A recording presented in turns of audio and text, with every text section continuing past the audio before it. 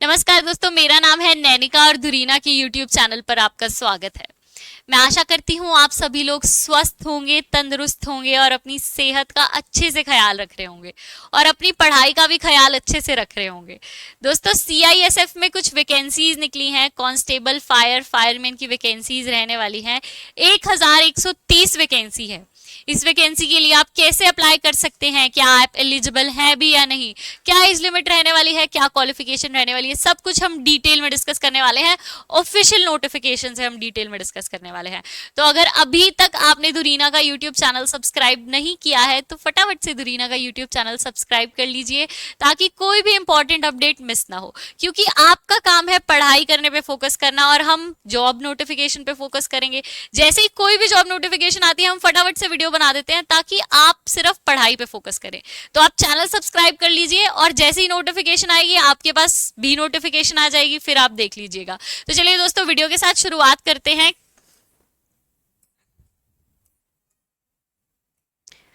CISF यानी कि central industrial security force की पोजीशन रहने वाली है। कांस्टेबल, फायरमैन की पोजीशन रहने वाली है। ओनली मेल कैंडिडेट्स अप्लाई कर सकते हैं इस पोजीशन के लिए। फीमेल कैंडिडेट्स इस पोजीशन के लिए अप्लाई नहीं कर सकती हैं, सिर्फ मेल कैंडिडेट्स इस पोजीशन के लिए अप्लाई कर सकते हैं। एप्लीकेशंस ऑलरेडी स्टार्ट हो चुकी है। 21 अगस्त से एप्लीकेशन स्टार्ट हो चुकी हैं और लास्ट डेट अप्लाई करने की रहने वाली है 30 सितंबर। 30 सितंबर अप्लाई करने की लास्ट डेट रहने वाली है। मैं तो कहूंगी कि लास्ट डेट का इंतजार नहीं करें और पहले ही अप्लाई कर लीजिए, क्योंकि लास्ट डेट पे काफी लोग अप्लाई कर रहे होते हैं तो सर्वर डाउन हो जाता है। तो चलिए, मेल कैंडिडेट्स अप्लाई कर सकते हैं। कांस्टेबल फायर की पोजीशन रहने वाली है 21,700 से लेके 69,100 यानी कि ऑलमोस्ट 70,000 आपकी सैलरी रहने वाली है। एप्लीकेशंस जो है वो ऑनलाइन इनवाइट की गई हैं और बाकी जो एग्जाम्स होते हैं उसमें क्या रहता है, डॉक्यूमेंट वेरिफिकेशन से पहले रिटन टेस्ट रहता है, पर इस एग्जाम में डॉक्यूमेंट वेरिफिकेशन पहले रहेगा और रिटन टेस्ट बाद में रहेगा। दोस्तों देखिए, सबसे पहले फिजिकल एफिशिएंसी टेस्ट होगा आपका, फिजिकल एफिशिएंसी टेस्ट या फिजिकल स्टैंडर्ड टेस्ट। उसके बाद आपका डॉक्यूमेंट वेरिफिकेशन होगा और फिर उसके बाद आपका रिटन टेस्ट होगा। तो ये इनका सिलेक्शन प्रोसेस रहने वाला है। रिटन एग्जामिनेशन के बाद डिटेल्ड मेडिकल एग्जामिनेशन होने वाला है, उसके बाद review of medical examination.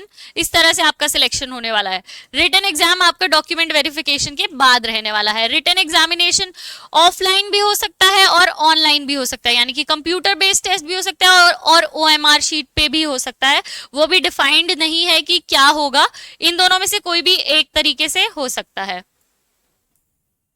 State wise ये वैकेंसी जो है वो स्टेट वाइज रहने वाली है। आप जिस भी स्टेट से बिलोंग करते हैं, जिस स्टेट का आपका डोमिसाइल है, आप उसी स्टेट के लिए अप्लाई कर सकते हैं। सपोज अगर आप हरियाणा से हैं तो आप हरियाणा के लिए ही अप्लाई कर सकते हैं। आप ये नहीं देख सकते कि पंजाब में ज्यादा वैकेंसीज है, मैं पंजाब में अप्लाई कर देता हूँ, नहीं। अगर आप हरियाणा से बिलोंग करते हैं, हरियाणा का डोमिसाइल है आपका, तो आप सिर्फ और सिर्फ हरियाणा के लिए ही अप्लाई कर सकते हैं।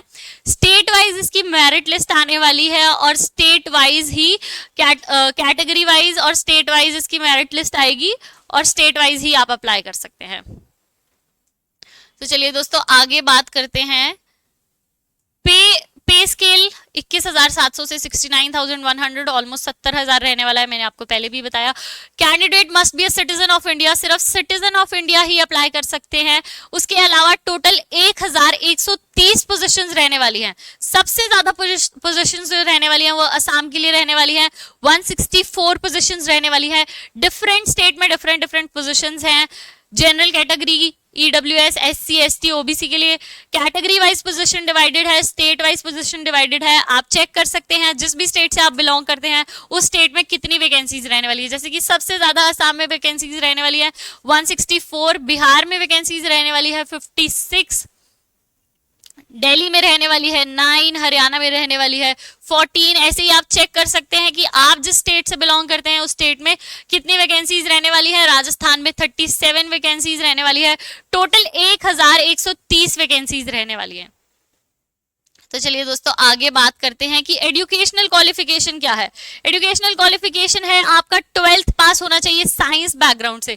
आर्ट्स और कॉमर्स वाले इस पोजीशन के लिए अप्लाई नहीं कर सकते। आपका 12th क्लास साइंस बैकग्राउंड से पास होना चाहिए। सिर्फ साइंस बैकग्राउंड वाले ही इस पोजीशन के लिए अप्लाई कर सकते हैं। जी हाँ दोस्तों, अगर आप आर्ट्स या कॉमर्स बैकग्राउंड से हैं तो आप ये वीडियो स्किप कर सकते हैं, लेकिन अगर आप साइंस बैकग्राउंड से हैं तो ये वीडियो आपके लिए काफी हेल्पफुल रहने वाला है। तो चलिए आगे बात करते हैं। एज लिमिट क्या रहने वाली है? एज लिमिट रहने वाली है 18 से 23 साल। अगर आप 18 से 23 साल की एज में फॉल करते हैं तभी आप इस पोजीशन के लिए अप्लाई कर सकते हैं। एज जो फॉर्म की लास्ट डेट है ना, फॉर्म भरने की लास्ट डेट यानी कि 30 सितंबर, तब तक आपकी एज होनी चाहिए 18 साल। 18 से 23 साल होनी चाहिए तब तक आपकी एज। अगर आपकी 17.5 भी है तो भी आप अप्लाई नहीं कर सकते। आपकी 30 सितंबर 2024 तक 18 से 23 साल उम्र होनी चाहिए। और जो candidate should not have been born earlier than 1/10/2001 से पहले कैंडिडेट पैदा नहीं होना चाहिए, और उससे बाद 30/9/2006 के बाद जिन्होंने जन्म लिया वो अप्लाई नहीं कर सकते, और 1/10/2001 से पहले जिन्होंने जन्म लिया है वो भी अप्लाई नहीं कर सकते। लेकिन कुछ एज रिलैक्सेशंस भी हैं। SC/ST कैटेगरीज के लिए 5 इयर्स का एज रिलैक्सेशन है, OBC के लिए 3 इयर्स का है, एक सर्विसमैन के लिए। तो ये कुछ एज रिलैक्सेशन रहने वाला है। अगर आप 23 साल से ऊपर आपकी उम्र है तो आप ये एज रिलैक्सेशन चेक कर सकते हैं। अगर आप भी इसमें फॉल करते हैं और आपको एज रिलैक्सेशन मिल जाता है तो बहुत ही बढ़िया बात है, तो आप इसके लिए अप्लाई कर सकते हैं। बट अगर नहीं फॉल करते हैं तो थोड़ा दुख की बात है। तो चलिए दोस्तों देखो, डोमिसाइल परमानेंट रेजिडेंट सर्टिफिकेट भी मांगा गया है एप्लीकेशन के दौरान, तो इसका मतलब आप सिर्फ उसी स्टेट के लिए अप्लाई कर सकते हैं। तो चलिए आगे बात करते हैं। एप्लीकेशन फीस की बात कर लेते हैं। एप्लीकेशन फीस रहने वाली है 100 रुपए। जनरल कैंडिडेट्स के लिए रहने वाली है 100 रुपए एप्लीकेशन फीस। SC/ST कैंडिडेट्स के लिए, एक्स सर्विसमैन के लिए कोई भी एप्लीकेशन फीस नहीं रहने वाली है, एग्जेम्प्टेड नील। और बाकी कैंडिडेट्स के लिए 100 रुपए एप्लीकेशन फीस रहने वाली है। और फीमेल कैंडिडेट्स तो अप्लाई ही नहीं कर सकती इस पोजीशन के लिए। आप ऑनलाइन अप्लाई कर सकते हैं। देखिए ऑनलाइन नेट बैंकिंग के थ्रू आप अप्लाई कर सकते हैं। अगर आप if you wish to apply offline तो आप कैश पेमेंट थ्रू चलान कर सकते हैं SBI की। तो देख लीजिए, अगर आप ऑनलाइन अप्लाई करना चाहते हैं या ऑफलाइन अप्लाई करना चाहते हैं, एक बार फीस पे कर दी तो वो रिफंड नहीं होगी।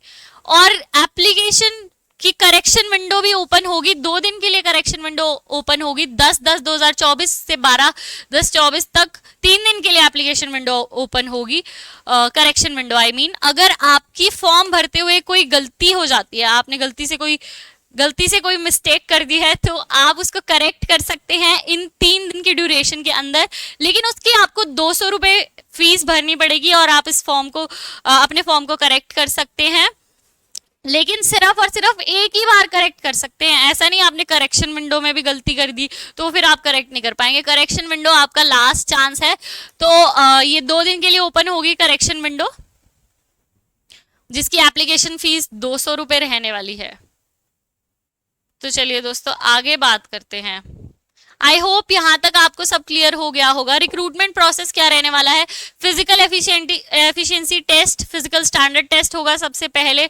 उसके बाद देखते हैं फिजिकल एफिशिएंसी टेस्ट क्लियर करने के लिए आपको क्या करना पड़ेगा। 5 kilometres running event in 24 minutes.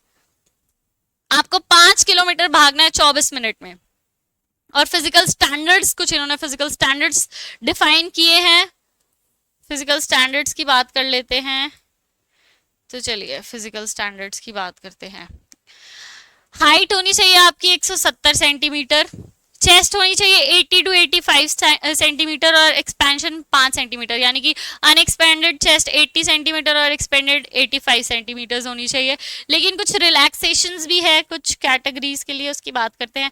Candidate belongings to hill areas of Garhwal, Kumaon, Himachal Pradesh, Gorkhas, ये जो लोग हैं उनके लिए 165 सेंटीमीटर्स है और 78 to 83 सेंटीमीटर्स चेस्ट है। और उसके बाद कैंडिडेट्स बिलोंगिंग टू ट्राइबल और आदिवासी इंक्लूडिंग, इनके लिए है 162.5 सेंटीमीटर्स और 77 to 82 सेंटीमीटर ये रहने वाला है फिजिकल स्टैंडर्ड का। और वेट आपका प्रोपोर्शनेट टू हाइट होना चाहिए। फिर उसके बाद आपका देखा सबसे पहले आपका क्या हुआ है PET, फिर आपका PST के बाद आपका डॉक्यूमेंट वेरिफिकेशन होगा। ये रिक्रूटमेंट प्रोसेस मैं आपको बता रही हूँ। फिर आपका रिटन टेस्ट होगा, या तो फिर OMR हो सकता है, या कंप्यूटर बेस्ड, या तो फिर ऑनलाइन या फिर ऑफलाइन। कैसे रहने वाला है रिटन टेस्ट, उसके बारे में भी हम डिस्कशन कर लेते हैं। देखिए, जनरल इंटेलिजेंस एंड रीजनिंग से आपको 25 मार्क्स के क्वेश्चन आने वाले हैं, जो 25 मार्क्स के 25 क्वेश्चन आने वाले हैं, यानी कि 1 मार्क का 1 क्वेश्चन। फिर जनरल नॉलेज एंड अवेयरनेस से 25 मार्क्स के 25 क्वेश्चन आने वाले हैं। एलिमेंट्री मैथमेटिक्स के लिए आपके 25 मार्क्स के 25 क्वेश्चन आने वाले हैं। हिंदी इंग्लिश के लिए आपके 25 मार्क्स के 25 क्वेश्चन आने वाले हैं। टोटल आपको 120 मिनट दिए जाएंगे पेपर कंप्लीट करने के लिए। काफी टाइम दिया जाएगा आपको पेपर कंप्लीट करने के लिए। तो ये आपका कितने मार्क्स का हो गया, 100 मार्क्स का आपका पेपर रहने वाला है, जिसको कंप्लीट करने के लिए आपको 120 मिनट दिए जाएंगे। और साइंस सब्जेक्ट होना चाहिए आपके पास 12th में, ये जरूर ध्यान रखिएगा। उसके बाद अगर हम बात करें,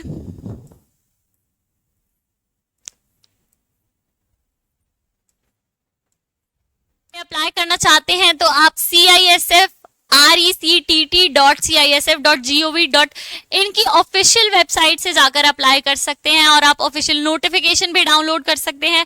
आप ऑफिशियल नोटिफिकेशन डाउनलोड कीजिएगा और इसे अच्छे से पढ़िएगा, तभी इस फॉर्म के लिए अप्लाई कीजिएगा। इस वीडियो को आखिर तक देखने के लिए शुक्रिया। धुरीना का यूट्यूब चैनल सब्सक्राइब करना मत भूलिएगा। धन्यवाद दोस्तों।